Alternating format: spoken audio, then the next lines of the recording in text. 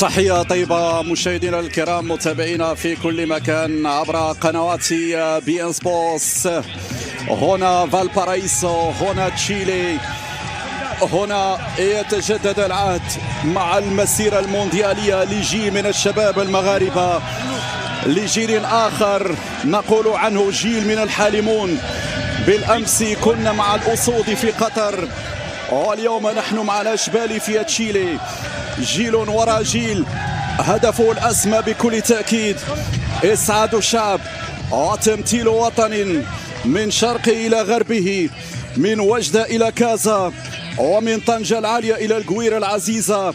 اشتغل كثيرا في بلجيكا، ومن الأسماء التي تعتبر مناسبة. الكرة تمرر البينية لكن تترك بعد ذلك لأمريكا اللاتينية مع البرازيل، بينما هو الكرة الصادقة العرضية، لكن كفاءات العالية في إدارة مباريات منتخب الشباب بكل تأكيد. فكل التوفيق لمحمد وهبي، الرجل الذي صنع الفرحة والرجل الذي أسعدنا بهذه. جسيم بعد ذلك تكتلوا على جسيم، حاصروا جسيم في نهاية الأمر.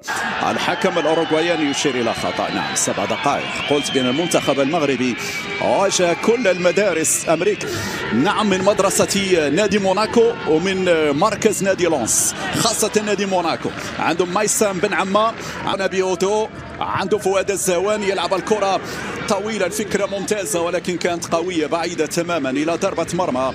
البحث يا الريال وهدفان. كرة عادت مرة أخرى يانيس بن شاب للأمام. الصادق عندك الآن السابيري، السابيري يحاول بربط.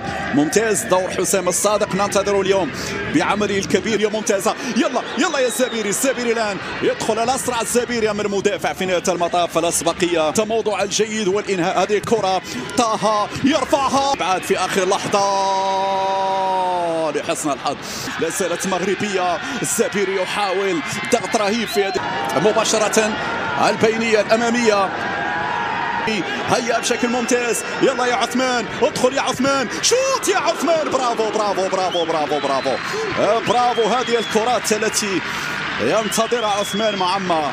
الاستلام رائع. شوف الدوران، شوف المهارة، شوف المرور، شوف محاولة المرور، التسديدة بعد ذلك. روعة يانيس، روعة يانيس، السوبر يانيس، السوبرمان يانيس. يطير هنا ويتصدى لكرة، يحلق عاليا يانيس بن الشواش في تصدي خرافي، في تصدي بطولي، يحرم الفرنسي من هدف محقق. يا لروعة التصدي، تصدي من المستوى العالي. الآن فرنسي على القائم الثاني، الراسية. بل هنا في خطأ. نعم، الخطأ يأتي في هذه اللحظات، الخطأ يأتي في هذه اللحظات. الله عليه. هذه الكرة عثمان معما، عثمان يلعبها بسرعة هناك لكن بعيدة تماما إلى ضربة مرمى. كان بطولة كبيرة جدا علي معمر اللي يغيب بسبب اسماعيل يرجع. يانيس بن شاوش حتى الآن أخطأ في منتصف الملعب. تمشي مرة أخرى، فيها خطأ أم لا؟ فيها خطأ. نعم، الدفع كان موجود في الكرة الماضية عن طريق نعيم بايار. هذه الإعادة مرة أخرى. اللقطة الماضية الدفع من نعيم بايار. بدأنا بانتصار كبير أمام إسبانيا. هذه الكرة فرنسية والصافرة تأتي لتنصف الدفاع المغربي في هذه اللحظات. فؤاد الزواني اللي كان واحد من المسجلين في المباراة الماضية.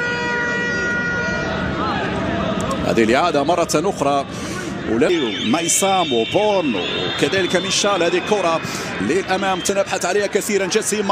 جسيم راوغ، جسيم عبر، مرة الكرة في صراع مع بيوكو، واصل على جهته اليمنى العرضية والإبعاد ناجم. هذا واحد من أخطر اللاعبين في المنتخب الفرنسي، فيها مراوغة لكن عدم ترك المساحات وعدم ترك الحلول للمنتخب العالي. هذه كرة ناحية لعب عثمان معما. عثمان يحاول المرور، فيها خطأ أم لا؟ طالب بوجود خطأ لكن الحكم الأوروغواياني اكتفى فقط بالإعلان عن ضربة مرمى. هذه الإعادة مرة الفرنسي، تمشي لتوري. توري يتقدم، يرفع الكرة. روعة ياسر، روعة ياسر، روعة ياسر، قوية بعض الشيء. نعم قوية لكن تبادل جميل جدا في وسط الميدان، وهذا يأكد لك الإمكانيات الرهيبة لبطولة العالم. نعم بطولة العالم للشبنة. جسيم يراقب، جسيم يتابع، جسيم هنا مع بيوكو. برافو، التغطية والركنية الثانية للمنتخب الفرنسي. حاول فيه لاعب بيوكو لكن فيه فؤاد الزواني. هذه كرة مرفوعة في القائمة الثانية الرأسية، والتغطية بعد ذلك. التغطية حاضرة قبل أن يأتي الدور على يانيس بن الشاوش. عموما الكرات الثابتة. الزواني في مسك نعم، مسك حاضر من جانب اللاعب توري، واعتقد هذه فيها بطاقة صفراء. المنطق إخراج الجزاء ياسين خليفي. يلا ياسين يرفع مقوسة بعد ذلك لمس حارس المرمى. نعم، لمس حارس المرمى. حظوا أن الكرة لم تكن مؤطرة وإلا لكان في الشباك. هذه الإعادة مرة أخرى في اللقطة الماضية. الآن في كرات رأسية، الرأسية ممكن لا زالت مغربية. نعم، ستترك إلى الكورنر. نعم، ركنية أخرى، ركنية تراكم عما إلى الركنية الآن بعد التصدي من زيدان المدافع الأوسط. هذه الآن تلعب هنا بقدم جسيم بالراس. حصل داخل منطقة الجزاء لأن هناك طلب. تعال المنادات. نعم، في لقطة ربما سنشاهدها، لقطة ربما سنرصدها، لم تحضر في المباشر. المغرب الآن ورفع البطاقة الخضراء. المغرب ورفع، واضح في حق اللاعب باعوف. إذن هذه أول ركلة جزاء تحتسب للمنتخب المغربي في هذه البطولة. أول ركلة جزاء بعد ما عانينا من ركلات الجزاء لأنه احتسب هنا في مونديال الشيلي، هنا في السيمي فاينل أمام فرنسا، في كرة الهدف الأول أمام أولميتا ياسر السابري. إذن السابري يتقدم. نعم، الشباك تهتز. قدم السابري من ركلة جزاء تمنح التقدم للنخبة المغربية بعد مجهودات منذ بداية المباراة.